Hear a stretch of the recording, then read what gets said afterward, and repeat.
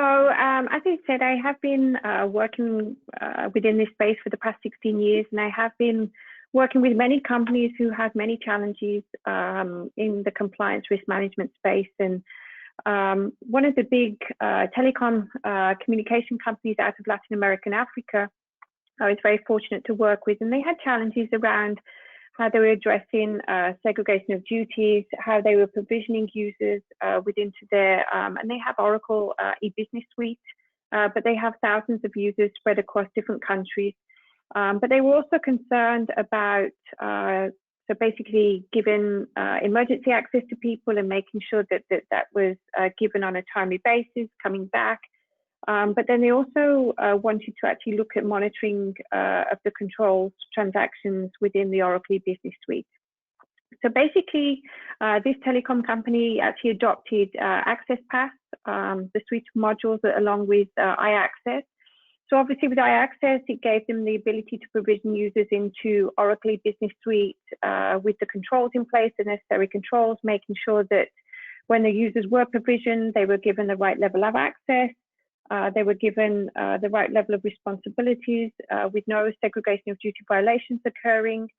They were also able to automate the SOD remediation. So obviously, many companies today go through the whole remediation process, and trying to do it manually through spreadsheets is very difficult, very time consuming. So they actually adopted AccessPaaS to help remediate the issues that they found within the Oracle e-business suite, which actually obviously saved them time, made the process more efficient, and then on an ongoing basis allowed them to streamline the process going forward. I think, Adele, you were very close to this account as well. Would you like to add anything? Yeah, I mean, I can share some of the best practices here, Jane. So, you know, the customers want provisioning fast, right? Especially right now with, you know, when they're rolling out any new technology, they want people to get productive fast, whether they're growing, whether they're resizing, restructuring. And that's change is the constant thing in today's business. We all know that. So being able to reduce that time improves productivity and benefits. And so the best practices that we're seeing appearing in that right column that we've talked about for this specific customers is that you know, they want to be able to get people onboarded and get productive as soon as possible and eliminate all the manual steps that I talked about. So whether it's an IDM system that they were using in certain markets or a manual process, emails, sneaker net, whatever you call that.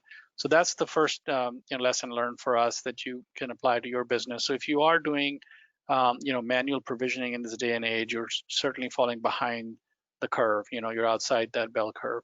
So try to improve that process, and this company is a great one to talk to.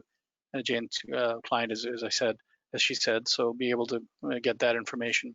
Also creating the policies, right? So we find that people have not updated their compliance policies, and they certainly don't apply those policies in the provisioning process. As I mentioned, a number of the IDM systems only look at the role level, and they don't actually apply any policy to that. So it's mostly eyeballing it. So a manager receives a approval request that says, hey, this person has GL access.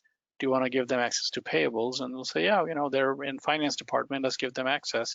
What that really means down at the privilege level is that now this person can create a liability. In other words, create an invoice and approve that. And then on the general ledger side, they can go and reverse that liability, thereby moving that liability off the balance sheet, which makes your financial statements inaccurate, right?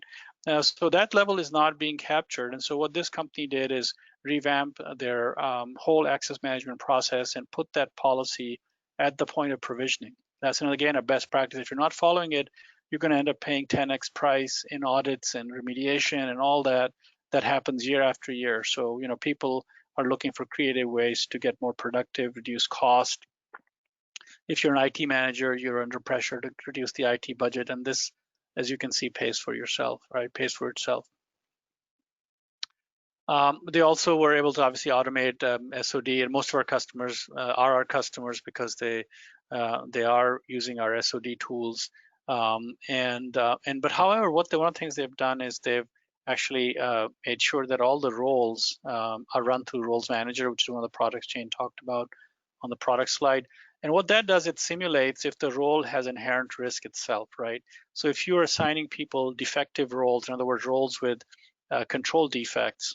For example, a GL role where somebody could change a set of books parameter, create a new set of books, for example, as well as provide a journal entry. They could possibly put things off balance sheet, and that's going back all the way to Enron days. Mm-hmm. No, So I those think are some it's of the things I would like to share. Yeah, go ahead, Jane. No, I was going to say, I think it's a great case study to highlight the challenges that they did overcome, and then going forward, the best practices that they have in place using the SafePaaS platform.